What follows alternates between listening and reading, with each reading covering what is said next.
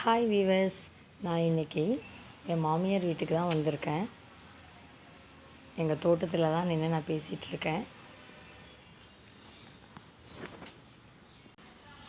இதுதான் செம்பருத்தி, இது நெல்லிக்காய், இங்கே பாதாம், இங்கே அவரைக்காய், இது மஞ்சள், இது மாங்காய் செடி, இது கீரை, இதுதான் கருவேப்பிலை. இன்றைக்கி டிஃபனுக்கு நான் பொங்கலும் சாம்பாரும் தான் செஞ்சேன். இங்கே வந்து நான் அதை தான் செஞ்சேன். பிடிச்சிருந்தா லைக் பண்ணி சப்ஸ்கிரைப் பண்ணுங்கள் ஃப்ரெண்ட்ஸ்.